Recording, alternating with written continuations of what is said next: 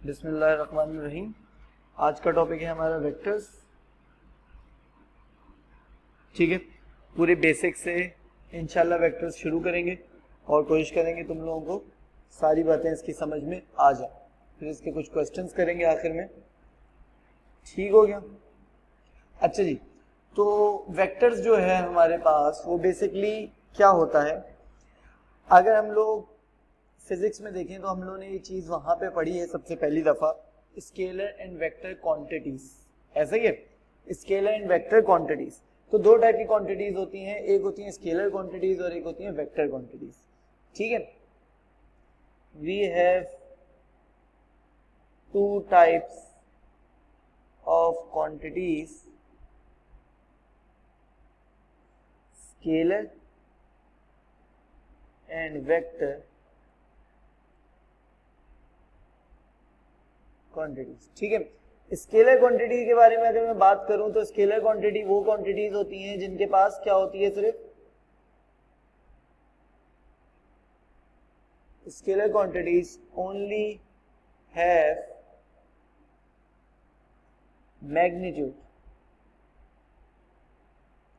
They don't have direction. ठीक है, direction नहीं होती स्केलर के पास। स्केलर के पास सिर्फ क्या होती है, सिर्फ हमारे पास मैग्नीट्यूड होता है, डायरेक्शन नहीं होती। ठीक हो गया? अच्छा जी, तो इसके पास क्या होता है भाई, वेक्टर के पास vector quantities have both direction and magnitude. ठीक हो गया बच्चों? वेक्टर क्वांटिटीज वो होती हैं जिनके पास डायरेक्शन भी हो, मैग्नीट्यूड भी हो। अगर मैं तुम लोगों को कुछ एग्जांपल से समझाऊं तो जैसे लेंथ है मेरे पास, लेंथ के पास सिर्फ मैग्नीट्यूड होता है, कोई डायरेक्शन नहीं होती। कभी हमने नहीं कहा कि लेंथ हमारी उस तरफ जा रही है, उस तरफ जा रही है, किसी भी तरफ लेंथ जा रही हो हम लोग उसे मेजर कर लेते हैं। कभी भी लेंथ हम लोग डायरेक्शन के साथ नहीं लेते। अच्छा, तो फोर्स की बात अगर मैं करूं, फोर्स क्या होती है मेरे पास, फोर्स में डायरेक्शन बतानी पड़ती है। फोर्स वैसे भी एक पुश और पुल है, तो उसमें हमेशा हम लोगों को डायरेक्शन बतानी होती है। ठीक हो गया? तो वेक्टर क्वांटिटी है बोथ डायरेक्शन एंड मैग्नीट्यूड, और स्केलर क्वांटिटी है ओनली डायरेक्शन, ओनली मैग्नीट्यूड। ठीक हो गया? अच्छा जी, अब आ जाते हैं जरा हमारे टॉपिक पे। तो इस टॉपिक में हम लोगों को बेसिकली डायरेक्शंस भी देखनी है और मैग्नीट्यूड भी देखना है। ठीक हो गया? डायरेक्शन भी देखनी है और मैग्नीट्यूड भी देखना है। तो सबसे पहले जो चीज मैं शुरू कर रहा हूँ वो डायरेक्शन से शुरू कर रहा हूँ, फिर इंशाल्लाह मैं मैग्नीट्यूड पे जाता हूँ। ठीक है, तो अगर मुझसे डायरेक्शन की बात की जाए तो यहाँ पे कुछ पॉइंट्स ले लेते हैं, ए, बी, सी, डी, ई, एफ, जी, एच। ठीक हो गया? ये मैंने कुछ पॉइंट्स ले लिए। अब अगर मैं पूछूं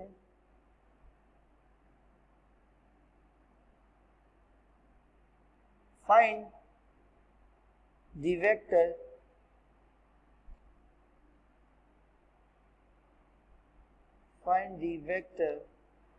ऑफ AB,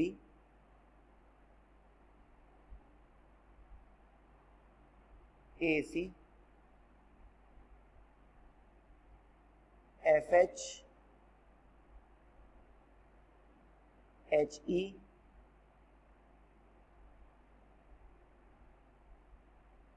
DE, AE। ठीक हो गया? ये कुछ वेक्टर्स मैं तुम लोगों से पूछूंगा और तुम लोग मुझे इसका आंसर दे दोगे इंशाल्लाह। तो एक और ले लेते हैं, AD, AD लिया तो नहीं पहले, और एक और ले लेते हैं HC। ठीक हो गया बच्चों? अच्छा, तो अब इसका आंसर करेंगे हम लोग। ठीक है,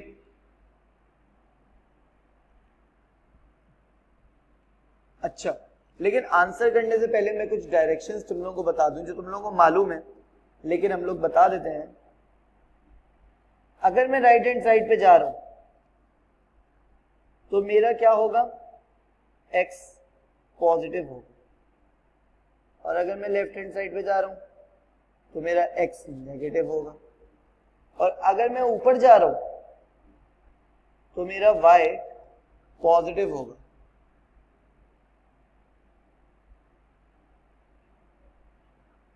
ठीक है, मेरा y पॉजिटिव होगा, और अगर मैं नीचे जा रहा हूं तो मेरा y नेगेटिव होगा। ठीक है, ये डायरेक्शन हम लोगों को पता है, ऑन सीन है। अच्छा, तो वेक्टर होता क्या है बेसिकली, जो वेक्टर ये पूछ रही है वेक्टर होता क्या है। देखो वेक्टर लिखने, वेक्टर होती है डायरेक्शन, ठीक है। तो अगर वो ए बी का वेक्टर पूछ रहा है तो इट मींस दैट कि वो ए से बी जाने की डायरेक्शन मांग रहा है। चिल सीन्स, तो लिखेंगे कैसे भाई, देखेंगे लिखेंगे ऐसे कि हम लोग लिखते हैं हमेशा इन कॉलम वेक्टर फॉर्म, कार्टेशियन भी है कॉलम भी है।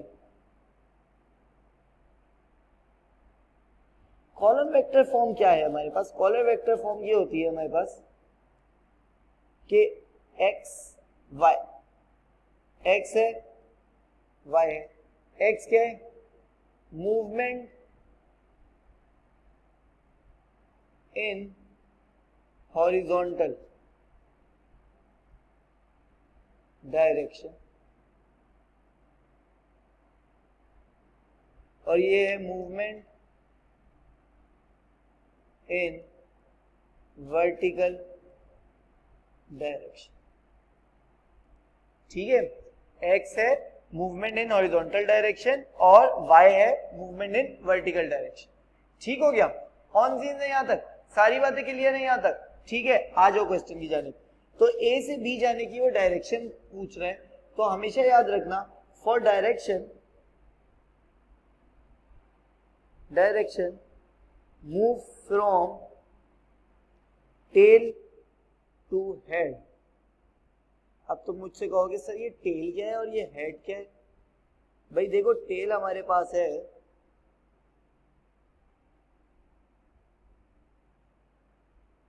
ठीक है, टेल हमारे पास है ये ए, और बी हमारे पास है हेड। ऑन सीन है, हमारे पास ए हो गया टेल और बी हमारे पास हो गया हेड। ठीक हो गया, ऑन सीन है, कोई कंफ्यूजन नहीं है। ठीक हो गया, तो मतलब ए से बी जाना है डेट से। अच्छा जी, ऊपर ये जो डायरेक्शन का एरो बना हुआ है ये भी मुझे बता रहा है कि मुझे ए से बी जाना है। ऑन है, तो चलो भाई चलते हैं ए से बी। तो भाई जब मैं ए गया 1 2 3, और फिर जब मैं ऊपर गया तो 1 2 3, तो ये मेरे पास क्या हो गया, ए बी। एक्स की डायरेक्शन में कितना चलो, +3 चलो, वाई की डायरेक्शन में कितना चलो, +3 चलो। तो अब तुम लोग सबसे पहले मुझसे पूछो सर आपको कैसे पता पॉजिटिव चले। भाई ये देखो ये डायरेक्शंस बताकर आया था ना मैं,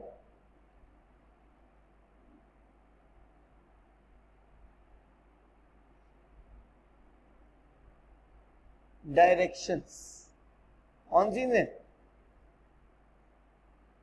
ये डायरेक्शंस जो हम लोग बोल कर आए थे ये वही डायरेक्शंस इस्तेमाल करनी है। ठीक है, अच्छा जी, आ जाओ ए सी बताओ, ए से सी जाना है। हाँ भाई क्या होगा, तुम लोग बताना शुरू करो जल्दी।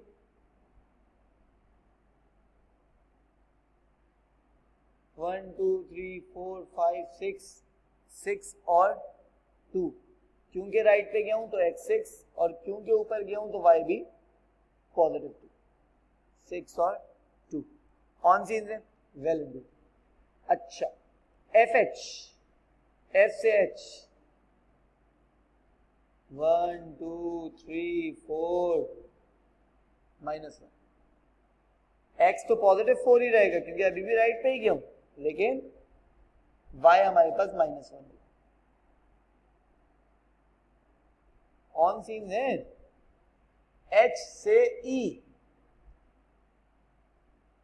1 2 3 4 5 6, हाँ बच्चों क्या होगा?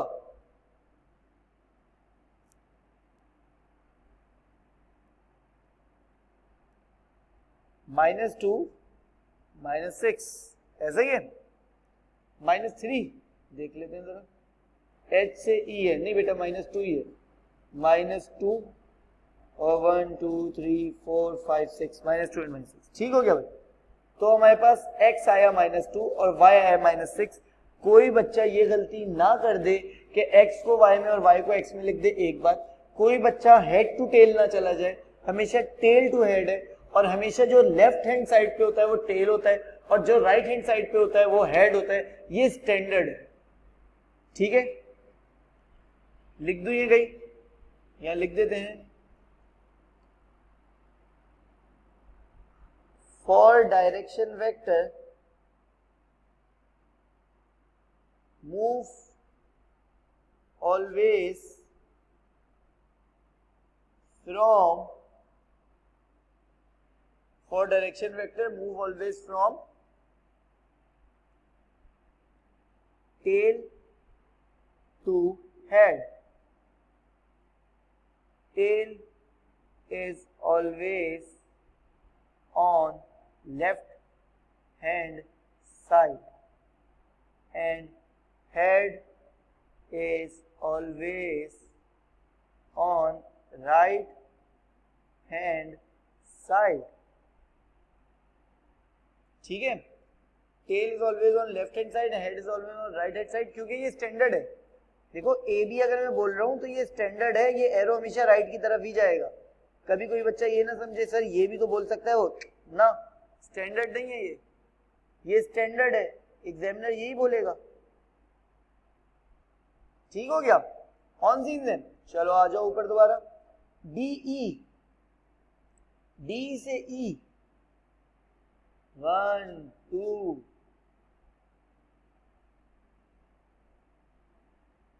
1 2 3 4 1 2 3 4 5 6, so +4 and -6, +4 and -6, A से E 1 2 3 4 -4 -1 -4 -1, A to D 1 2 3 4 5, पहले x चलते हैं ना, तो मैं पहले y क्यों चल रहा हूं इस दफा? हमेशा मैं x चल रहा था पहले, मैं y इस दफा पहले चल रहा हूं क्योंकि x है ही नहीं। तो जब x नहीं है तो उसमें क्या लूंगा? 0 0 5, ओके ठीक हो गया भाई।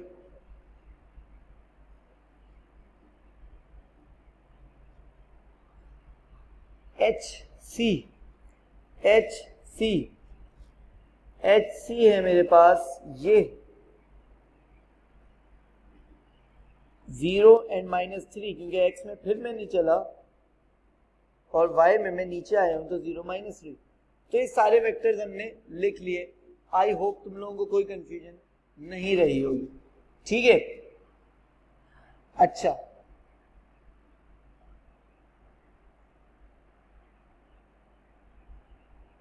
for changing the direction, सही है, for changing the direction क्या करना होगा? डायरेक्शन चेंज करने के लिए हम लिख देंगे BA CA HF EH ED EA BA CH, okay. तो अब क्या करें? क्या दोबारा जाके हम लोग BA फाइंड करें, CA फाइंड करें, या हमारे पास कोई डायरेक्ट मेथड है? A to E में X पॉजिटिव नहीं होगा, A to E में X पॉजिटिव होगा बिल्कुल, ओ सॉरी, ठीक है, A to E में हमारे पास X पॉजिटिव होगा। अगर कोई गलती हो जाए तो काइंडली देख लिया करो बच्चों और बता दिया करो उसी वक्त। ठीक हो गया? अच्छा जी, तो फॉर चेंजिंग द डायरेक्शन हम लोगों को क्या करना होगा? फॉर चेंजिंग द डायरेक्शन हम लोगों को क्या करना होगा? सिर्फ साइन चेंज कर देंगे। For changing the direction just change the sign of all the directions. ठीक हो गया? ऑन सीन है।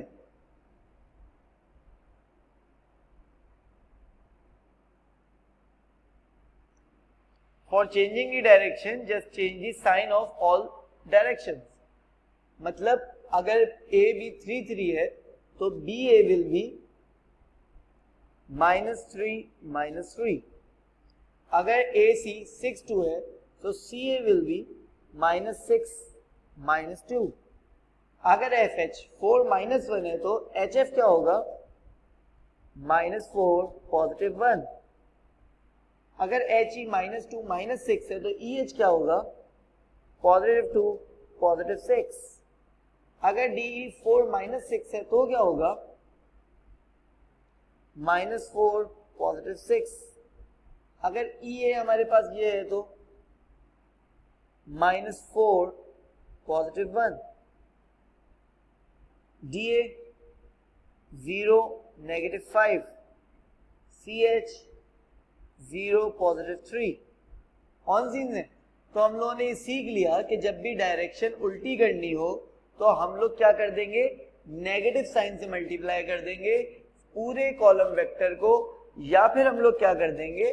साइन चेंज कर देंगे सारी डायरेक्शंस का। दैट्स इट, कहानी हो गई खत्म। ऑन सीन है। तो हम लोगों को टेल टू हेड मेथड आ गया कॉलम वेक्टर निकालने का।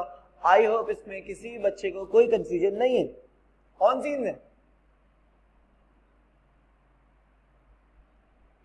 अगर ऑन सीन्स है तो हम लोग जाना चाहेंगे so up till now we have find directions of vectors। ठीक है, अब तक हमने क्या किया? डायरेक्शन ऑफ वेक्टर्स देखी। अब मैग्नीट्यूड भी तो होता है वेक्टर में। Magnitude of vector, magnitude of a vector. ठीक है भाई, क्या वेक्टर का मैग्नीट्यूड होगा? आ जाओ भाई देख लेते हैं। अभी क्या कहता है? ऊपर हमने इतने सारे वेक्टर्स निकाले हैं। कहता है फाइंड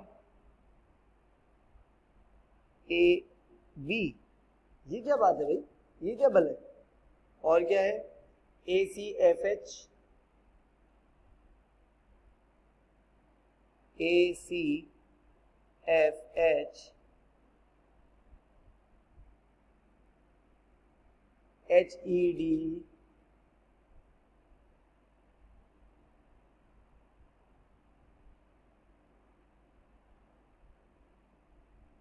ऑन है, कोई मसला नहीं है। तो ये सब हम निकालेंगे। तो तुम लोग पहले मुझे बताओ सर, आपने मैग्नीट्यूड ऑफ द वेक्टर लिखा और फिर मॉड में डाल दिया वेक्टर को, ये क्या बात है? भाई देखो, this sign represents the magnitude,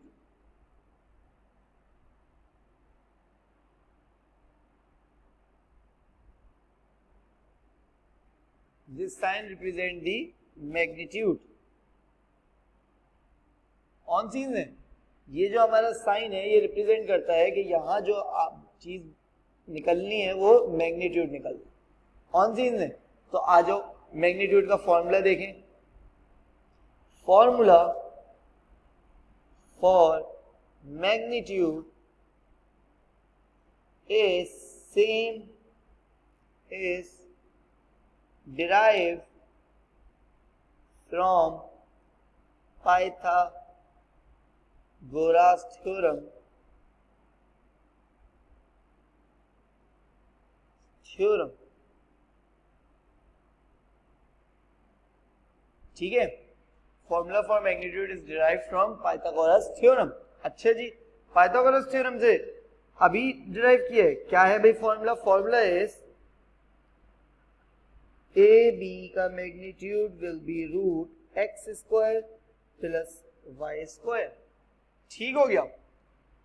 अच्छा, तो पाइथागोरस थ्योरम से कैसे, आओ दिखाता हूं। लेट सपोज अगर मुझे निकालना है ए बी का मैग्नीट्यूड, तो बेसिकली मेरे पास ए बी का जो वेक्टर है वो है ये। तो अगर ये लेंथ मुझे निकालनी है तो ये लेंथ कितनी है 3 और ये लेंथ कितनी है 3। तो अगर मैं पाइथागोरस थ्योरम लगाता हूं इसके लिए तो ये हो जाएगा x square equals to 3 square plus 3 square, x square equals to 9 plus 9, x square equals to 18, x equals to root 18।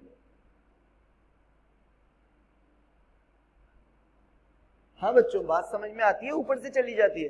तो ये जो मैग्नीट्यूड का फॉर्मूला था ये पाइथागोरस थ्योरम से डिराइव हुआ था, ठीक है, कोई मसला नहीं है, जिससे भी डिराइव हो, हमें क्या, हम लोगों को तो सिर्फ आंसर निकालना। अच्छा, तो आंसर अगर मुझे निकालना है तो अल्लाह वाला करे, ए बी का वेक्टर था 3 3, तो ए बी का मैग्नीट्यूड तो हो गया 3 का स्क्वायर प्लस 3 का स्क्वायर। ओके, ए सी का मैग्नीट्यूड क्या होगा भाई? ए सी क्या है हमारे पास 6 2, तो root 6 square plus 2 square is equals to 4 minus 1,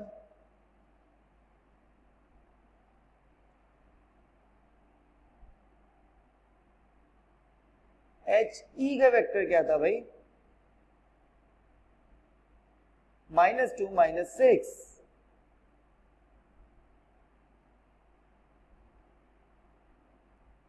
D E का वेक्टर क्या था भाई? 4 -6।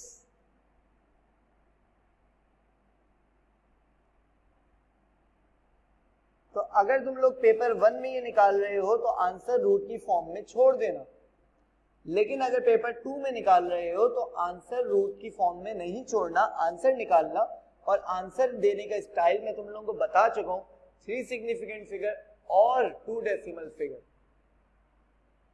2 decimal places or 3 significant figures, means in total we have to make 3 significant figures. अब we have to include 2 decimal place, 1 decimal place or no decimal place, we have to make it 3 significant figure. On any problem? Or no problem at all? No problem at all. Okay, so the next topic we have to learn is position vector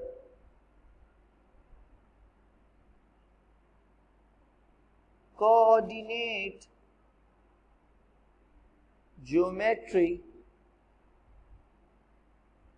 and relation with vector,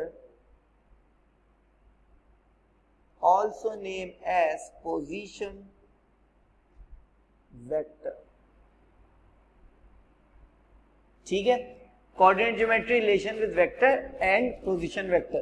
position vector basically है हमारे पास वो vector के concept जो coordinate geometry से related है, ठीक हो गया।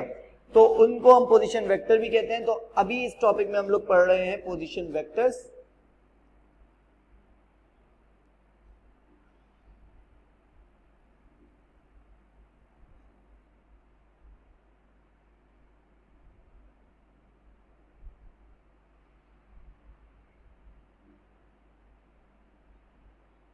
अच्छा जी, ये हो गया हमारे पास।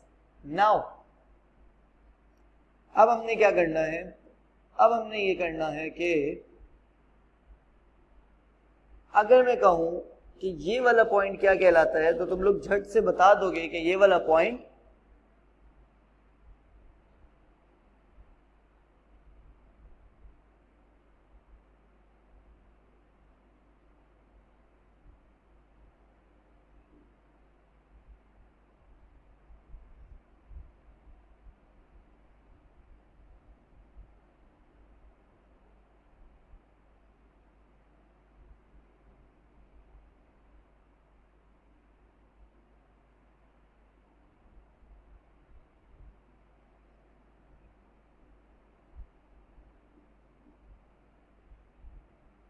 ठीक हो गया। हाँ भाई, तो इस पॉइंट का नाम हमारे पास हो गया ओरिजिन। ठीक हो गया, ठीक है। तो ये पॉइंट हमारे पास क्या कहलाएगा, ओरिजिन। ठीक है, आई होप सभी जानते होंगे ये बात। ओरिजिन, ओरिजिन के कोऑर्डिनेट भी हमें पता है 0,0 होते हैं। ठीक है, आई होप इसमें किसी भी बच्चे को कोई कंफ्यूजन नहीं है कि ये ओरिजिन है हमारे पास। ठीक है, नाउ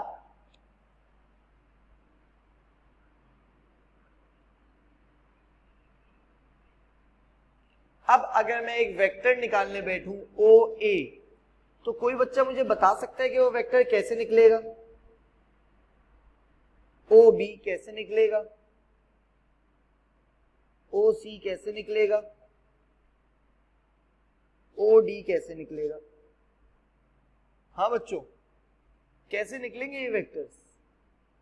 तो अभी हम लोग ऊपर कॉलम वेक्टर पढ़कर आए और हम लोग ये देखकर आए कि ये वेक्टर्स हमारे पास किस तरह निकलते हैं। ठीक है, तो अगर उस लिहाज से देखा जाए तो ये हमारे पास वैल्यू 3 हो गई, ये हमारे पास वैल्यू 6 हो गई, राइट। ऐसा ही ना, जब ये x एक्सिस 3 है तो इट मींस कि ये वैल्यू 3 हो गई और वो वैल्यू 6 हो गई, तो ओ ए कहला सकता है मेरे पास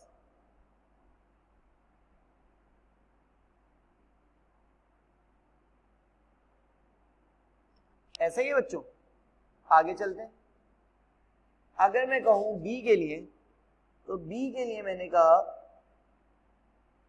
ये वाली -5 हो गई और ये मेरे पास 3 हो गई। तो अब मैं ये कह सकता हूं O B is equals to -5 3, ऐसा ही है। तो OC का भी ऐसे ही होगा, OD का भी ऐसे ही होगा। तो इससे एक बात पता चल गई, -3 -4 OD 5 -1।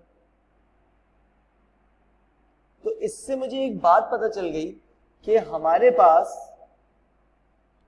क्या है, हमारे पास जो कोऑर्डिनेट होता है वो ही हमारे पास पोजीशन वेक्टर बन जाता है। जब भी ओरिजिन से कोई वेक्टर निकलेगा, अब यहां लिख देते हैं definition of position vector.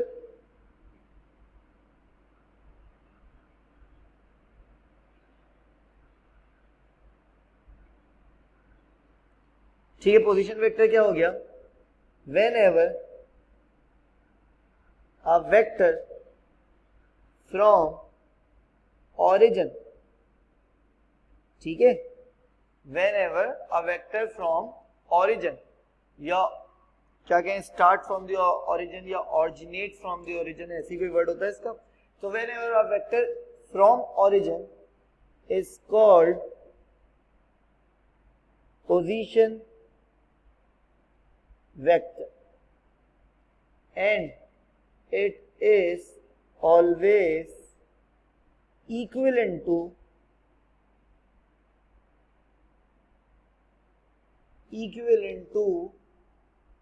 its coordinates। यही चीज ऊपर देख कर आए अभी हम लोग कि भाई ए के कोऑर्डिनेट 3 6 थे, तो ओ ए जो कि पोजीशन वेक्टर है, यहां भी एक और बात लिख देते हैं, position vector always written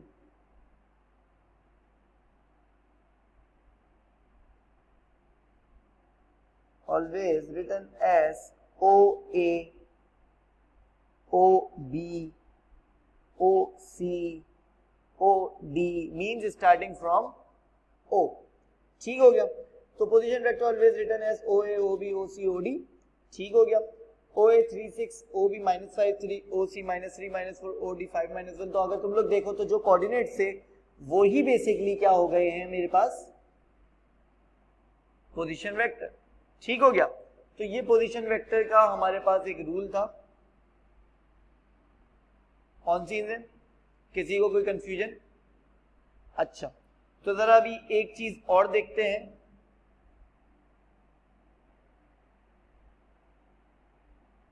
formula for position vector. अच्छा जी, पोजीशन वेक्टर का हमारे पास एक फॉर्मूला भी है। क्या कहता है वो फॉर्मूला? वो फॉर्मूला कहता है कि अगर ए बी का वेक्टर निकालना पड़ जाए तो ओ बी माइनस ओ ए कर लेना आ जाएगा। ठीक हो गया। अगर ए डी का वेक्टर निकालने लग जाए तो ओ डी माइनस ओ ए कर लेना। अगर सी एफ का वेक्टर निकालना पड़ जाए तो ओ एफ माइनस ओ सी कर लेना। अगर ए एफ डी बी का निकालने पड़ जाए तो O B minus O D कर लेना। क्या हो रहा है? ये सब हो ये रहा है कि सेकंड डिजिट फर्स्ट नंबर पे आ रहा है और फर्स्ट डिजिट सेकंड नंबर पर आ रहा है, और ये फॉर्मूला बन चुका है कि अगर मुझे कभी डी बी निकालना हो और मुझे बी के कोऑर्डिनेट्स और डी के कोऑर्डिनेट्स दिए हुए हो तो मैं बी के कोऑर्डिनेट्स को ओ बी कंसीडर और डी के कोऑर्डिनेट्स को ओ डी कंसीडर करते हुए डी बी निकाल लूंगा। ऐसा ही है। एक क्वेश्चन करते हैं, फिर समझ में आएगी ये बात। Given that coordinates of A, 3 and B, 6, 5, find the vector A, B and also find the vector BM where M is the midpoint of A and B। अच्छा जी, तो पहला दूसरा दो टास्क। ठीक है, तो पहला टास्क क्या कहता है? हाँ बच्चों, पहला टास्क क्या कहता है और कैसे होगा? जरा जल्दी से मुझे बता दो।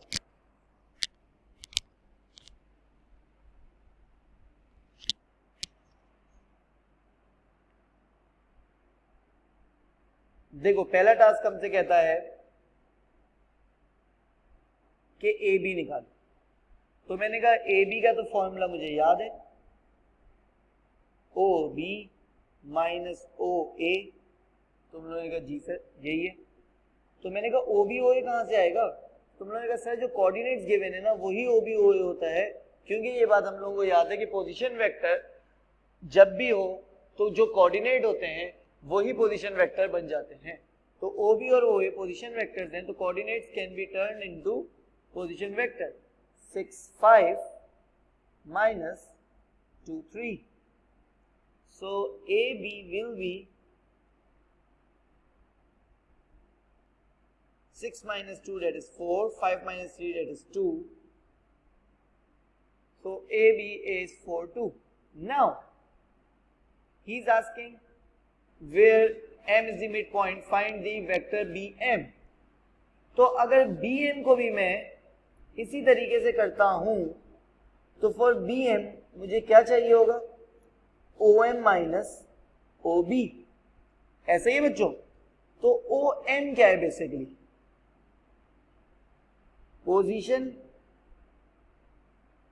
Position vector of M, position vector of M। ऐसा ही है। ठीक हो गया भाई।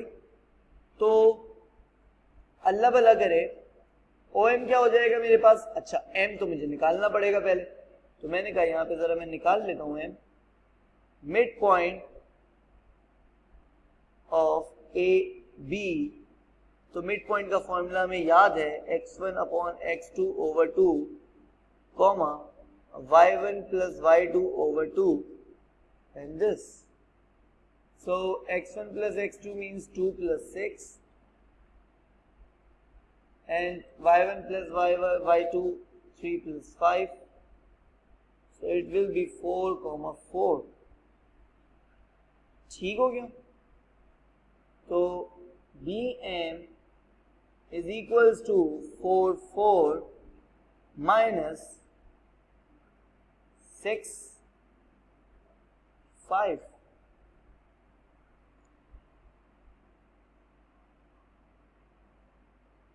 तो 4 माइनस 6 हमारे पास आ गया -2 एंड -1। अच्छा जी, तो एक बच्चा पूछता है सर क्या हम लोग ए बी के वेक्टर को डिवाइड बाय 2 नहीं कर सकते? हाँ भाई, क्या लगता है अगर मैं ए बी के वेक्टर को डिवाइड बाय 2 करूं? एक छोटी सी बना लेते हैं ये डायग्राम। ए नो